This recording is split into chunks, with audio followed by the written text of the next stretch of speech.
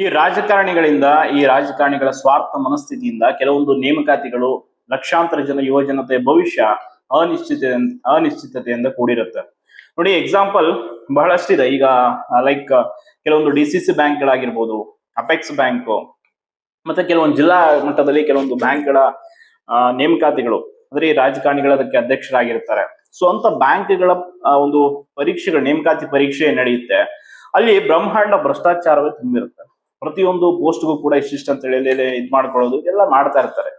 ಅದಕ್ಕೆ ಇನ್ನೊಂದ್ ಕಡೆ ಏನ್ ಮಾಡ್ತಾರೆ, ಇವರು ತಮ್ಗೆ ಎಲ್ಲಿವರೆಗೂ ಸರಿಯಾದ ರೀತಿ ದಕ್ಷಿಣೆ ಮುಟ್ಟಲ್ವೋ ಅಲ್ಲಿವರೆಗೂ ಆ ನೇಮಕಾತಿಗಳನ್ನ ಮುಂದಿನ ಹಂತಕ್ಕೆ ತೆಗೆದುಕೊಂಡು ಹೋಗಲ್ಲ. ಪರೀಕ್ಷೆ ಮಾಡ್ತಾರೆ, 2,000 ಫೀಸ್ ಇರುತ್ತೆ, ಫೀಸ್ ಕಟ್ಸ್ಕೊಳ್ತಾರೆ. ಲೈಕ್ ಹಿಂದೆ ಶಿವಮೊಗ್ಗದೊಂದು ನೇಮಕ ಶಿಮೂಲ್ದೊಂದು ಅಂಡ್ ಅಪೆಕ್ಸ್ ಬ್ಯಾಂಕ್ ಈ ರೀತಿ ನೇಮಕಾತಿಗಳು ಸ್ಟಕ್ ಆಗ್ಬಿಟ್ಟಿದೆ. ಸೊ ಅದಕ್ಕೆ ಅಪೆಕ್ಸ್ ಬ್ಯಾಂಕ್ ನ ಒಂದು 100 ಜನ ಆಸ್ಪಿರೆಂಟ್ಸ್ ಯಾರಿಗೆ ಪರೀಕ್ಷೆ ಬರ್ದಿದ್ದೀರಾ, ಸೊ ಅವರು ಈಗ ರಿಸಲ್ಟ್ ಗಾಗಿ ವೇಟ್ ಮಾಡ್ತಾ ಇದ್ದಾರೆ.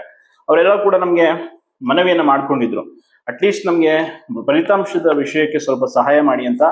ನಾವು ಕೂಡ ಸಂಬಂಧಪಟ್ಟ ಎಲ್ಲ ಒಂದು ಯಾರ್ಯಾರು ಅದರ ಅಧ್ಯಕ್ಷತೆಯನ್ನು ವಹಿಸಿದ್ರು ಅಂಡ್ ಅಧಿಕಾರಿಗಳೆಲ್ಲರ ಗಮನಕ್ಕೆ ತಂದ್ರು ಕೂಡ ಅವ್ರು ಸರಿಯಾಗಿ ಸ್ಪಂದಿಸ್ತಾ ಇಲ್ಲ. ಅಂಡ್ ಇನ್ನೊಂದು ಇನ್ನೂ ಯಾವುದೇ ರೀತಿಯಾದಂತಹ ಪ್ರಕ್ರಿಯೆಗಳನ್ನ ಮಾಡ್ತಾ ಇಲ್ಲ. ಸೊ ಅದಕ್ಕೆ ನಮ್ಮ ಕರ್ನಾಟಕ ಸ್ವಾಭಿಮಾನಿ ವಿದ್ಯಾರ್ಥಿ ಸಮೂಹ KSVS ಕಡೆಯಿಂದ ಅಪೆಕ್ಸ್ ಬ್ಯಾಂಕ್ ಆಸ್ಪಿರೆಂಟ್ಸ್ ಯಾರ್ಯಾರಿದ್ರ, ಸೊ ನಮ್ಮೆಲ್ಲರಿಗಾಗಿ ಉಚಿತವಾಗಿ ಒಂದು ಕಾನೂನು ಹೋರಾಟವನ್ನ ಮಾಡೋಣ ಅಂತ ಇದೀವಿ. ಅಂದ್ರೆ ಕೋರ್ಟ್ ಮೂಲಕ ಆದ್ರೂ ನಾವು ಇವರಿಗೆ ಪಾಠ ಕಲಿಸ್ಬೇಕಾಗತ್ತೆ. ಈಗ ಡೈರೆಕ್ಷನ್ ಕೊಡಿಸುವಂತ ಕೆಲಸ, ಫಲಿತಾಂಶವನ್ನ ನೀವು ಬಿಡ್ತಿರೋ, ಇಂಟರ್ವ್ಯೂ ಪ್ರೊಸೆಸ್ ಇದೆ, ಯಾವಾಗ ಮಾಡ್ತೀರಾ, ಏನು, ಆಲ್ರೆಡಿ 2 ವರ್ಷ ಆಯ್ತು. ಸೊ ಇನ್ನು ಪರೀಕ್ಷೆ ಬರೆದವರು ಅತಂತ್ರದಲ್ಲೇ ಇದ್ದಾರೆ. ಸೊ ಅದಕ್ಕೆ ಕೋರ್ಟ್ ಮೂಲಕ ಇವರಿಗೆ ಬುದ್ಧಿ ಕಲಿಸುವಂತ ಪ್ರಯತ್ನವನ್ನ ನಾವೀಗ ಮಾಡ್ತೀವಿ. ಸೊ ಅದಕ್ಕೆ ಸಿದ್ಧವಾಗಿದ್ದೀವಿ. ಸೊ ಯಾರೆಲ್ಲ ನೋಡಿ ಅಪೆಕ್ಸ್ ಬ್ಯಾಂಕ್ ನ ಒಂದು ಪರೀಕ್ಷೆಯನ್ನ ಬರ್ದಿದ್ರಿ, ಸೊ ನೀವೆಲ್ಲರೂ ಕೂಡ ಕಮೆಂಟ್ ಬಾಕ್ಸ್ ಅಲ್ಲಿ ನಿಮ್ಮ ಏನು ಕಾಂಟ್ಯಾಕ್ಟ್ ನಂಬರ್ ಅನ್ನ ಕೊಡಿ, ನಿಮ್ಗೆ ಇಂಟ್ರೆಸ್ಟ್ ಇದ್ರೆ. ಅಂದ್ರೆ ನಮ್ಗೇನು ಇಲ್ಲಿ ಹಣಕಾಸಿನ ವಿಷಯ ಅದಲ್ಲ, ಜಸ್ಟ್ ನಿಮ್ಮ ಒಂದು ಕೆಲವೊಂದಿಷ್ಟು ದಾಖಲೆಗಳು ನಮ್ಗೆ ಬೇಕಿದೆ. ಸೊ ಯಾರ್ಯಾರು ಮುಂದೆ ಬರ್ತೀರಾ ನೋಡಿ, ಬನ್ನಿ. ಯಾಕೆ ಅಂತಂದ್ರೆ ಇದು ನಿಮ್ಮ ಭವಿಷ್ಯದ ವಿಚಾರ. 2 ವರ್ಷ ಆಯ್ತು ಪರೀಕ್ಷೆ ಬರೆದು ಸುಮ್ಮನೆ ಕುತ್ಕೊಳ್ತೀವಿ ನಾವು ಅಂತಂದ್ರೆ ಯಾರೇನು ಮಾಡಕ್ಕಾಗಲ್ಲ. ಈಗ ನಮ್ಮ KPSC ಕೂಡ ಕೆಲವೊಂದು ಲ್ಯಾಂಡ್ ಸರ್ವೇರೋ, MVI ಅದೆಲ್ಲ ನೋಡಿದೀರಾ. ಆಲ್ರೆಡಿ ಎಕ್ಸಾಮ್ ಫೀಸ್ ಕಟ್ಸ್ಕೊಂಡಿದ್ರು, ಎಕ್ಸಾಮ್ ಡೇಟ್ ಫಿಕ್ಸ್ ಆಗಿತ್ತು, ಬಟ್ ಆದ್ರೂ ಕೂಡ ಏನು ಪ್ರೊಸೆಸ್ ಮಾಡಲಿಲ್ಲ, ರೀನೋಟಿಫಿಕೇಶನ್ ಮಾಡಿದ್ರು. ಸೊ ಅದೆಲ್ಲ ಆಗಿದೆ. ಅದೇ ರೀತಿ ಬೇರೆ ಬೇರೆ ಶಿಮೂಲ್ ಆಗಿರುವಂತದ್ದು, ಅದು ಕೂಡ ಅಷ್ಟೇ. ಇನ್ನು ಪರೀಕ್ಷೆ ವಿಷಯದಲ್ಲೇ ಕ್ಲಾರಿಟಿ ಇಲ್ಲ ಅವರಿಗೆ. 2,000 ರೂಪಾಯಿ ಎಕ್ಸಾಮ್ ಫೀಸ್ ಅಂತೆ.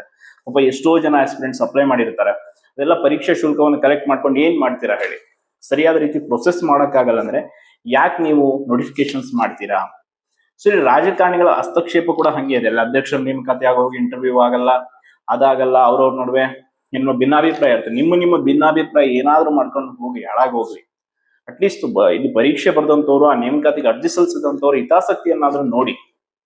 ಸೊ ಅದಕ್ಕೆ ಈಗ ನಾವು ಈಗ ಸುಮ್ಮನೆ ಕೂತ್ಕೊಂಡ್ರೆ ಇನ್ನೂ ಹಂಗೆ ಕೂತ್ಕೋಬೇಕಾಗುತ್ತೆ. ಅವ್ರಿಗೆ ಹೋಗೋದು, ಒಂದು ಮನವಿ ಪತ್ರ ಕೈಗೊಳ್ಳೋದು, ಸರ್ ರಿಸಲ್ಟ್ ಬಿಡಿಸಿ, ಆಯ್ತಪ್ಪ ನೋಡೋಣ.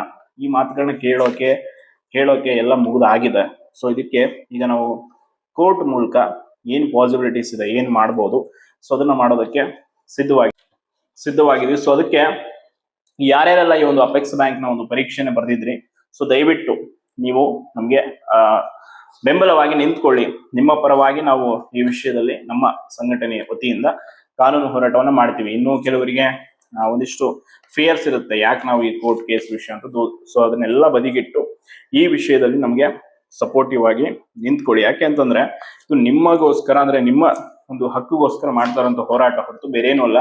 ಹಾಗೆ ಬೇರೆ ಬೇರೆ ಯಾವುದು ಬಾಕಿ ಇರುವ ಫಲಿತಾಂಶಗಳಿದೆ, ಸೊ ಅದ್ರ ಬಗ್ಗೆ ಕೂಡ ಮುಂದಿನ ದಿನಗಳಲ್ಲಿ ನಾವು ಈ ರೀತಿಯಾದಂತಹ ಕ್ರಮಗಳನ್ನ ವಹಿಸ್ತೀವಿ. ಯಾಕೆ ಅಂತಂದ್ರೆ ಬರೀ ಮನವಿ ಪತ್ರಗಳನ್ನ ಹೋಗಿ ಕೊಡೋದ್ರಿಂದ ಅವ್ರು ಅದನ್ನ ನೋಡ್ತಾರೆ ಹೊರತು, ಸೈಡಿಗೆ ಇಡ್ತಾರೆ ಹೊರತು ಅದನ್ನ ಸೀರಿಯಸ್ ಆಗಿ ತಗೊಳ್ತಾ ಇಲ್ಲ. ಸೊ ಅದಕ್ಕೆ ನಾವು ಏನ್ ಮಾಡ್ಬೇಕು, ನಮ್ಮ ಕೈಲಿರುವಂತ ಅಸ್ತ್ರ ಅಂತಂದ್ರೆ ಕಾನೂನು. ಸೊ ಕಾನೂನಾತ್ಮಕವಾಗಿ ನಾವು ಹೋರಾಟ ಮಾಡೋದ್ರ ಮೂಲಕ ನಮ್ಮ ಹಕ್ಕನ್ನು ನಾವು ಪಡ್ಕೊಳ್ಳುವಂತ ಕೆಲಸ ಮಾಡ್ಬೇಕಾಗತ್ತೆ. ಸೊ ನಮ್ಗೆ ನ್ಯಾಯಾಲಯದ ಮೇಲೆ ನಂಬಿಕೆ ಇದೆ, ನಮ್ಗೆ ನ್ಯಾಯ ಸಿಗುತ್ತೆ ಅನ್ನೋ ಭರವಸೆ ಇದೆ. ಸೊ ಅಲ್ಲಿ ನಾವು ಫೈಟ್ ಮಾಡ್ತೀವಿ ವಿತೌಟ್ ಯಾವುದೇ ಒಂದು ಎಕ್ಸ್ಪೆಕ್ಟೇಷನ್ ಇಲ್ಲದೆ. ನಿಮ್ಮಿಂದ ನಮ್ಗೆ ಯಾವುದೇ ರೀತಿಯಾದಂತ ಫಲಾನು ಅಪೇಕ್ಷೆ ಅಥವಾ ಯಾವುದು ಇಲ್ಲ.